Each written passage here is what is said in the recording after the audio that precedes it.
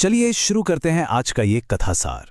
आज हम एक ऐसे इंटेंसली इमोशनल ड्रामा के बारे में बात करने वाले हैं जहां एक ही दिन में सबसे बड़ा आशीर्वाद मिलता है और फिर अचानक सब कुछ एक भयानक आग की लपटों में घिर जाता है। धड़कन के इस चैप्टर में आरव और अनन्या के रिश्ते का सबसे बड़ा और खतरनाक इम्तिहान छिपा है। चलिए सीधे मुद्दे पर आते हैं। सोचिए, एक कहानी जहां शुरुआत में ही ऐलान हो कि मेहरा ग्रुप का सीईओ अब कोई एक नहीं बल्कि तीनों हैं। एक ऐसी अल्टीमेट फैमिली ब्लेसिंग जो आधी रात होते होते कंप्लीटली राख में तब्दील हो जाए। ये सब कैसे हुआ? यही इस एपिसोड की जान है। अरब और अनन्या को इस आग से गुजरना ही था और ये सफर सच में बहुत इंटेंस होने वाला है। सेक्शन 1, एक अचानक मिला आशीर्वाद। कहानी का पहला हिस्सा जहां एक लंबा इंतजार खत्म होता है और एक बड़ा ट्विस्ट सामने आता है। माहौल कुछ ऐसा था। 2 हफ्ते बाद पापा हॉस्पिटल से लौटते हैं और घर आते ही सीधे अपने व्हीलचेयर से एक इमरजेंसी बोर्ड मीटिंग बुला लेते हैं। ड्राइंग रूम का टेंशन आप फील कर सकते हैं। सबको लगा वसीयत पड़ी जाएगी, पर पापा ने जो फाइल आगे बढ़ाई वो कोई विल नहीं थी, वो पूरे परिवार के लिए एक नई शुरुआत थी। बोर्ड तो बस हैरान रह गया। एक तरफ विक्रम गुस्से से लाल था और दूसरी तरफ मां का चेहरा गर्व से चमक रहा था। और जब हम इन बिजनेस शेयर्स की बात करते हैं तो ध्यान दीजिए, ये सिर्फ नंबर्स या मैथ्स का खेल नहीं है।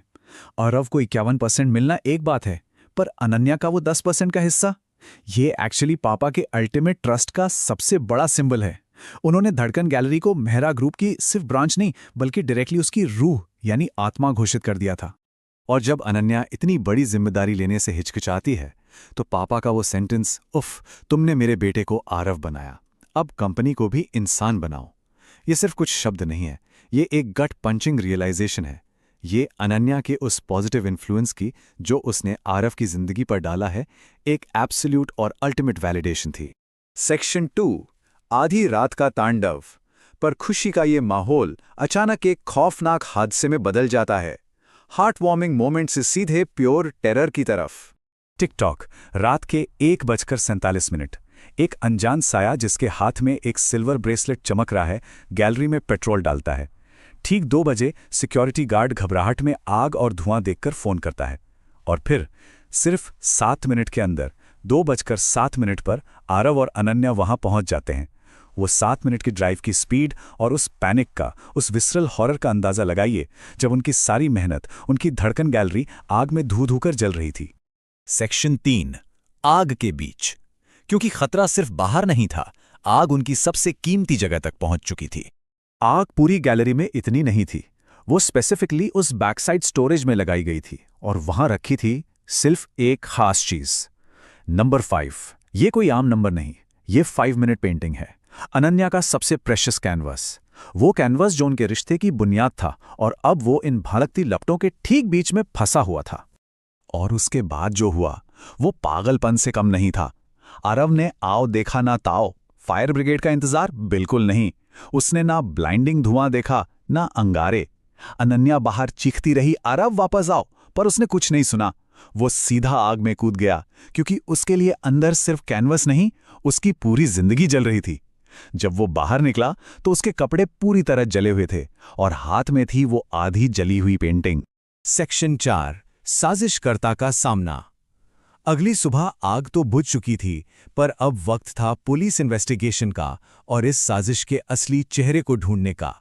अब इस पूरी इन्वेस्टिगेशन में सबसे दिलचस्प बात जो ध्यान देने वाली है वो ये है कि उस नकाबपोश ने अपना चेहरा जरूर छुपाया, पर अपना सिग्नेचर सिल्वर ब्रेसलेट वहीं छोड़ दिया। एक इतनी बड़ी और बेवकूफाना गलती। अगले ही दिन खबर आती है कि मशहूर आर्टिस्ट कबीर खन्ना पुलिस की हिरासत में है। एक गलती ने उसकी पूरी नफरत का पर्दाफाश कर दिया। लॉकअप का वो कंपैरिजन देखिए। एक तरफ कबीर अपने डेल्यूजन में हंस रहा है, सोच रहा है कि उसने गैलरी तबाह करके अपना बदला ले लिया, अरव को हरा दिया, और दूसरी तरफ अरव एकदम शांत और सुलझा हुआ। अरब ने उस जले हुए कैनवस का टुकड़ा कबीर को दिखाया जिसमें मुस्कुराहट अब भी जिंदा थी। ये दिखाता है कि नफरत पूरी तरह हार चुकी थी। जो कबीर 3 साल में नहीं समझ सका, वो अरब ने सिर्फ 5 मिनट में समझ लिया था। तबाही पर प्यार की ही जीत हुई। सेक्शन 5, राख से निर्माण। ठीक 1 महीने बाद कहानी दोबारा एक उम्मीद और नई ताकत के साथ आगे बढ़ती है। 1 महीने बाद एक ट्रायम्फिट वापसी होती है। धड़कन गैलरी दोबारा खुलती है और इस बार उनकी मेन मास्टरपीस क्या थी? राख से आसमान। अनन्या ने उस आधी जली हुई पेंटिंग को बचाकर एक नए कैनवस पर चिपकाया और उसके चारों तरफ एक बिल्कुल नया खुला आसमान पेंट कर दिया। सोचने वाली बात है, एक भयानक ट्रेजेडी को उसने कितनी खूबसूरती से एक उससे भी बड़ी मास्टरपीस में बदल दिया।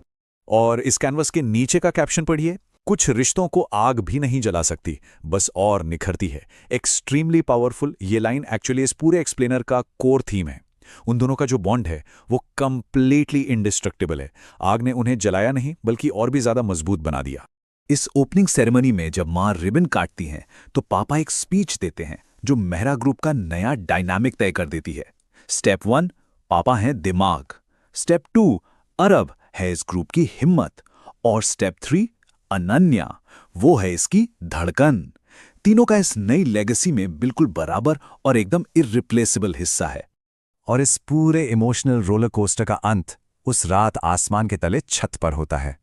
अनन्या अरव के जले हुए हाथ पर प्यार से मरहम लगा रही है और धीरे से पूछती है, किससे डर लगा, आग से या तेरे बिना रहने से?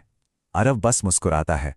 उन्होंने सच में उन आग की लपटों और राख से अपना एक नया और मजबूत घर बना लिया था, जबकि कबीर की दुनिया अपनी ही नफरत में पूरी तरह टूट चुकी थी।